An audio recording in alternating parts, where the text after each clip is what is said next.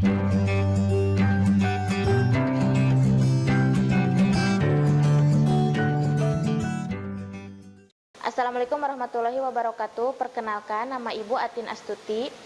Di sini Ibu akan membawakan materi kelas 11 yang berjudul Santun dan Damai dalam Berdakwah. Tujuan pembelajaran kita: 1. Memahami pelaksanaan khutbah, tablik, dan dakwah. 2. Mempraktikkan khutbah, tablik, dan dakwah. Apa itu khutbah? Di sini ada penjelasan tentang khutbah, yaitu khutbah berasal dari bahasa Arab, bentukan dari kata mukhotabah yang berarti pembicaraan, atau berasal dari kata al-khotobu yang berarti perkara besar yang diperbincangkan. Sementara pengertian khutbah adalah menyampaikan pesan dengan takwa sesuai perintah Allah Subhanahu wa taala dengan syarat dan rukun tertentu. Khutbah terdiri atas 2 bagian, yaitu khutbah yang dilakukan sebelum atau sesudah salat dan khutbah yang tidak berkaitan dengan salat. Orang yang melakukan khutbah disebut khotib dan harus laki-laki. Lalu apa syarat-syarat khotib? Nah, di sini diantaranya: 1. Muslim, yang kedua balik, yang ketiga berakal sehat, yang keempat taat beribadah, yang kelima laki-laki, yang keenam mengetahui syarat, rukun, dan sunnah khutbah, yang ketujuh suci dari hadas dan najis, yang kedelapan fasih membaca Al-Quran dan hadis, yang kesembilan berakhlak baik, dan terakhir 10 berpenampilan baik, rapi, dan santun dan sopan. Oke, syarat 2 khutbah, diantaranya khutbah salat Jumat disampaikan sesudah masuk waktu zuhur. Khutbah salat Idaid, salat khusyuk, salat khusuf, dan salat istisqa disampaikan setelah selesai salat. Berdiri jika mampu, duduk sebentar di antara 2 khutbah, suara khotib harus jelas dan dapat didengar. Yang terakhir tertib, berurutan antara khutbah pertama dan khutbah kedua. Selanjutnya, apa sih rukun khutbah?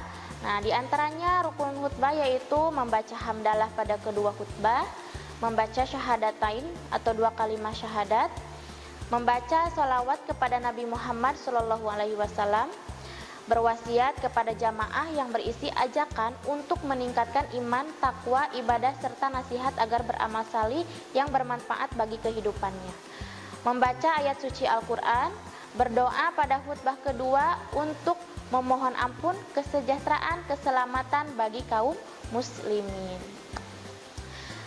Lalu sunnah khutbah itu bagaimana? Nah, bisa kalian lihat.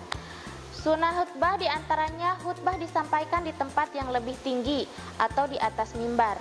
Khutbah disampaikan dengan kalimat yang jelas, sistematis, dan sesuai situasi dan kondisi yang terjadi.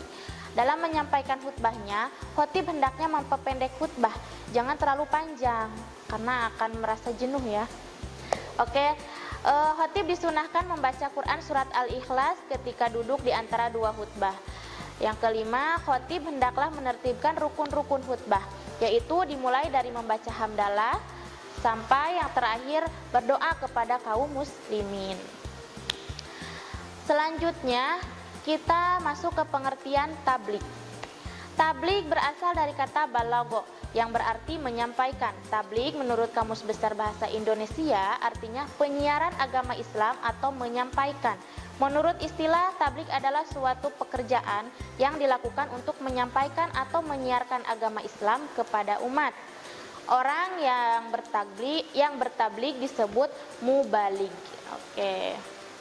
Selanjutnya, bagaimana sih tata cara tablik? Nah, dalam bertablik perlu diwujudkan melalui lisan, tindakan nyata, bil lisani wal hal, dan manajemen yang baik.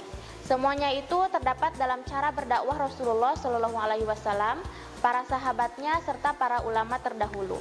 Berikut ini adalah cara-cara Rasulullah menyampaikan tablik atau dalam bertablik yang bisa dijadikan contoh bagi kita. Nah, pertama, mengajak keluarga atau orang terdekat. Biasa ya, sebelum kita ke dunia luar itu harus lingkungan dalam dulu gitu, orang-orang dalam dulu, orang tua, kakak, adik, ataupun saudara kita, sepupu, dan lain sebagainya.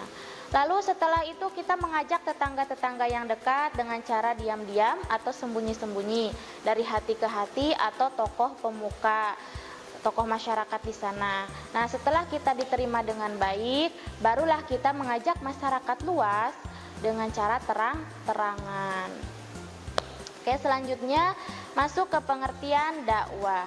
Menurut bahasa, dakwah berasal dari bahasa Arab, yaitu kata da'a, yang mempunyai arti memanggil, menyeru, dan mengajak. Orang yang melakukan berdakwah disebut da'i bagi laki-laki dan da'iyah bagi perempuan. Menurut istilah, pengertian dakwah Islamiyah adalah mengajak orang lain untuk meyakini kebenaran ajaran Islam dan syariatnya. Oke, siapakah sasaran dan tujuan dakwah, atau apakah sasaran dan tujuan dakwah? Di sini mengubah perilaku manusia dari tidak baik menjadi baik, dari baik menjadi terbaik. Mengubah dan meluruskan perilaku yang menyimpang dari aturan Allah kembali ke jalan yang benar. Oke. Lalu syarat dan metode dakwah. Nah, di sini dijelaskan jika ingin sukses, seorang dai harus memenuhi syarat seperti yang telah dilakukan oleh para rasul, yaitu sebagai berikut. Di antaranya perbuatan dan ucapannya harus benar-benar menjadi contoh atau uswatun hasanah, memahami objek dakwahnya sehingga tidak terjadi salah sasaran, mempunyai keberanian dalam menyampaikan dakwahnya, yang benar dikatakan benar dan yang salah dikatakan salah, serta berani mengambil resiko dari dakwahnya, mempunyai ketabahan dan kesabaran dalam menghadapi segala rintangan yang mungkin timbul dari dakwahnya. Terakhir, menyadari bahwa segala tugasnya hanyalah menyampaikan. Mengenai hasilnya diserahkan sepenuhnya kepada Allah Subhanahu wa Ta'ala. Pada zaman Rasulullah, dakwah itu disampaikan secara lisan. Nah, dari masing-masing orang ke orang gitu ya. Nah, kalau zaman sekarang, zaman modern, media dakwah itu ada banyak ya, diantaranya media elektronik seperti televisi, HP, handphone, dan internet. Lalu ada lagi media cetak seperti koran, majalah, dan buku, dan sebagainya. Lalu apa persamaan dan perbedaan khutbah dan dakwah? Nah, kita lihat persamaan khutbah dan dakwah yaitu sama-sama mengajak manusia untuk berdakwah kepada Allah dan sama-sama mengajak manusia untuk menjalankan syariat Islam. Sama-sama memberi kabar gembira kepada yang takwa dan peringatan kepada yang ingkar.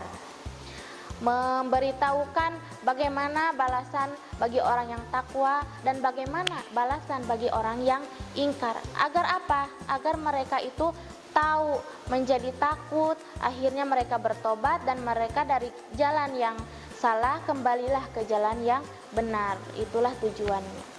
Lalu apa perbedaan khutbah dan dakwah? Nah, perbedaannya khutbah terikat syarat dan rukun.